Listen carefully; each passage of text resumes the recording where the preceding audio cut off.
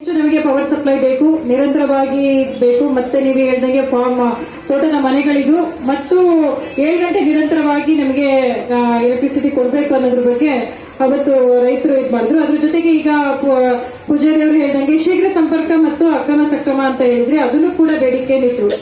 ಅವಾಗ ಮಿನಿಸ್ಟರ್ ಹೇಳಿದ್, ನಾನು ಒಂದೊಂದಾಗಿ ವಿಷಯದ ಬಗ್ಗೆ ಹೇಳ್ತಾ ಬರ್ತೇನೆ. ಅಕ್ರಮ ಸಕ್ರಮ ಮತ್ತು ಶೀಘ್ರ ಸಂಪರ್ಕದ ಬಗ್ಗೆ ಅಂದ್ರೆ ಹಿಂದೆ ಹೇಗೆ ರೈತರಿಗೆ ಅನುಕೂಲ ಆಗ್ತಾ ಇತ್ತು ಅಂತ ಅದು ಸಚಿವರು ಅದ್ರ ಬಗ್ಗೆ ಮಾಹಿತಿನ ಕೇಳಿದಾಗ ಅಧಿಕಾರಿಗಳೆಲ್ಲ ಹಿಂದೆ ಹೇಗೆ ಅದರಿಂದ ಹೆಲ್ಪ್ ಆಗಿತ್ತು, ರೈತರಿಗೆ ಅನುಕೂಲ ಆಗಿತ್ತು ಅನ್ನೋ ಮಾಹಿತಿಯನ್ನ ಅವತ್ತು ಕೊಟ್ಟಿದೀವಿ.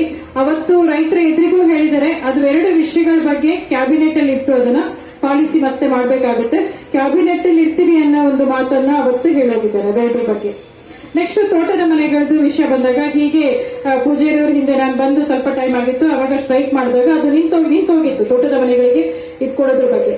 ಅವತ್ತು ನಾನು ಸರ್ಕಾರದ ಆದೇಶ ಇನ್ನೂ ಬಂದಿರಲಿಲ್ಲ. ನಾನು ಹಿರಿಯ ಅಧಿಕಾರಿಗಳ ಜೊತೆ ಮತ್ತು ಸಚಿವರ ಜೊತೆ ಮಾತಾಡ್ಬಿಟ್ಟು ಇಮಿಡಿಯೇಟ್ ಆಗಿ ಮಕ್ಕಳಿಗೆ, ಯಾಕೆಂದ್ರೆ ಮಕ್ಕಳಿಗೆ ಮುಖ್ಯವಾಗಿ ಅವ್ರಿಗೆ ಓದ್ಲಿಕ್ಕೆ ತೊಂದರೆ ಆಗಬಾರ್ದು ಅಂತಾನೆ ಹೇಳ್ಬಿಟ್ಟು ಸಿಂಗಲ್ ಫೇಸ್ ಕೊಡಕ್ಕೆ ಅವತ್ತು ಡಿಸಿಷನ್ ತಗೊಂಡು ಆಮೇಲೆ ಸರ್ಕಾರಕ್ಕೆ ಕಳಿಸ್ಕೊಟ್ರು. ಅದನ್ನ ಮೊದಲು ನಾವಿಲ್ಲಿ ಎಸ್ಕಾಂ ಅಲ್ಲಿ ಡಿಸಿಷನ್ ತಗೊಂಡ್ಬಿಟ್ಟು ಬೇರೆ ಕಂಪನಿಗಳೆಲ್ಲ ತಗೊಂಡಿರ್ಲಿಲ್ಲ. ಆಕ್ಚುಲಿ ಗುಲ್ಬರ್ಗ ಕಂಪನಿ ಎಲ್ಲ ತಗೊಳ್ಳೋಕ್ಕಿಂತ ಮೊದಲು ನಾವೇ ಡಿಸಿಷನ್ ತಗೊಂಡಾಗಿತ್ತು. ಅದೇನಾಗಿತ್ತು ನೋಡಿದ್ರೆ ಅಂದ್ರೆ ಇಷ್ಟು ಅಂತ ಕ್ಯಾಲ್ಕುಲೇಷನ್ ಮಾಡಿ ಅಪ್ರೂವಲ್ ತಗೊಂಡು ನಾವು, ಯಾಕಂದ್ರೆ ಅಲ್ಲಿ ಕೆಪಿಟಿಸಿಎಲ್ ಮತ್ತೆ ಎಲ್ಲ ಟ್ರಾನ್ಸ್ಮಿಷನ್ ಎಷ್ಟು ಆಗ್ಬೇಕು, ಜಾಸ್ತಿ ಎಷ್ಟು ಬೇಕು ಅಂತ ನಾವೆಲ್ಲ ಕ್ಯಾಲ್ಕುಲೇಷನ್ ಮಾಡಿದಾಗ ಒಂದ್ ದಿನಕ್ಕೆ ಇಷ್ಟು ಅಂತ ಬೇಕಾಯ್ತಲ್ಲ, ನಮ್ಗೆ ಸುಮಾರು ಒಂದು ಡಿಸೆಂಬರ್ ತನಕ ಅಷ್ಟೇ ಇದಾಗ್ತಾ ಇತ್ತು, ಸ್ವಲ್ಪ ಹೆಚ್ಚು ಕಡಿಮೆ. ಈಗ ಪೂಜಾರಿ ಹೇಳಿದ್ರೆ ಹಗಲೊತ್ತು ಕೆಲಸರಿ ಮೋಟರ್ ಸುಟ್ಟು ಹೋದಾಗ ರಾತ್ರಿ ಹಾಕೊಳ್ಳೋದು, ಹೇಗೆ ಬ್ಯಾಲೆನ್ಸ್ ಅಲ್ಲಿ ಅಷ್ಟು ಜಾಸ್ತಿ ಆಗ್ತಿರ್ಲಿಲ್ಲ. ಜನವರಿಯಿಂದ ಅದು 2 ಪಟ್ಟು 3 ಪಟ್ಟು ಆಗ್ಬಿಟ್ಟು ಫೆಬ್ರವರಿ ಫಸ್ಟ್ ಬರತ್ತಿಗೆ ಅಂದ್ರೆ ಜನವರಿ ಎಂಟು ಬರುತ್ತೆ 10 ಪಟ್ಟು ಜಾಸ್ತಿ ಆಯ್ತು.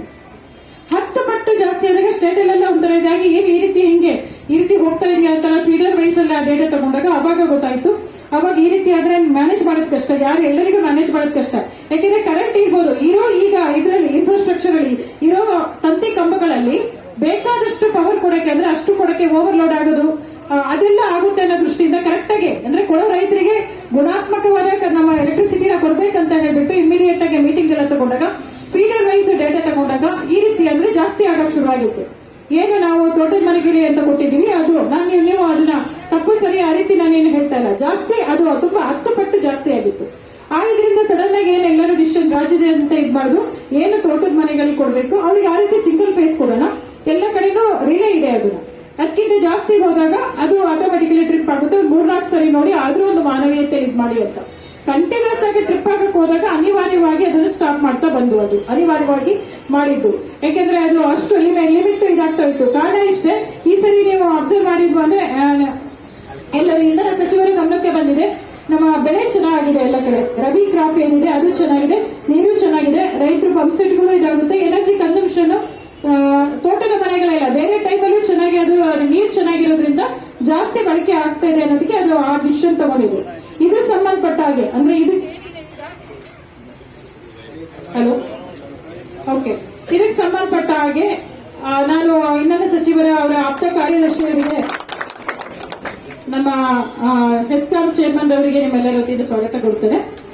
ಈಗ ನಾವು ಅವರ ಆಪ್ತ ಕಾರ್ಯದರ್ಶಿಗಳಿಗೆ ಮಾತಾಡೋದು ಈ ರೀತಿ ಮುಂದೆ ಬರೋ, ಯಾಕೆಂದ್ರೆ ನಾವಿನ್ನ ಮಾರ್ಚ್ ಏಪ್ರಿಲ್ ಮೇ ಅಂದ್ರೆ ನೆಕ್ಸ್ಟ್ ಮುಂಗಾರು ಮಳೆ ಬರೋ ತನಕ ಹೇಗೆ ನಿಮ್ಗೂ ತೊಂದರೆ ಆಗಿಲ್ದಂಗೆ ಬೆಳೆಗೂ ತೊಂದರೆ ಆಗಿಲ್ದಂಗೆ ಇದ್ರ ಮಾಡೋದ್ರ ಬಗ್ಗೆ ನಾನು ಈಗ ಆಪ್ತ ಕಾರ್ಯದರ್ಶಿಗಳು ಮಾತಾಡಿದಾಗ ಈ ತಿಂಗಳು ಒಳಗೆ ಅವರು ಒಂದು ಮೀಟಿಂಗ್ ಅನ್ನ ಎಲ್ಲ ಕಂಪನಿಗಳದ್ದು ಒಂದು ಮೀಟಿಂಗ್ ಅನ್ನ ಕರಿತೀವಿ. ಇದ್ರ ಬಗ್ಗೆ ಏನ್ ಮಾಡೋದು ಅಂದ್ರೆ ಎಷ್ಟು ಎಕ್ಸ್ಟ್ರಾ ಕಂಪನಿ ವೈಸ್ ಬೇಕಾಗುತ್ತೆ ಅನ್ನೋದು ಒಂದು ಎಕ್ಸ್ಟ್ರಾ ಇದಕ್ಕೆ ಒಂದು ಮೀಟಿಂಗ್ ಅನ್ನ ಕರೆದು ಅವತ್ತು ಡಿಸೈಡ್ ಮಾಡೋಣ ಅಂತ ಈಗ ಹೇಳಿದ್ದಾರೆ. ಅದು ನಿಮ್ಗೆ ಮಾಹಿತಿಗೆ ಅಂದ್ರೆ ಅದು ನಿಮ್ ದೃಷ್ಟಿಗೆ ಇಟ್ಕೊಂಡು, ಯಾಕೆಂದ್ರೆ ಹಾವೇರಿಗೆ ಬಂದು ನೋಡಿದಾಗ ಇಂಧನ ಸಚಿವರಿಗೆ ಅದು ಮನವರಿಕೆ ಆಗಿದೆ. ನಮ್ಮ ಚೇರ್ಮನ್ ಅವರು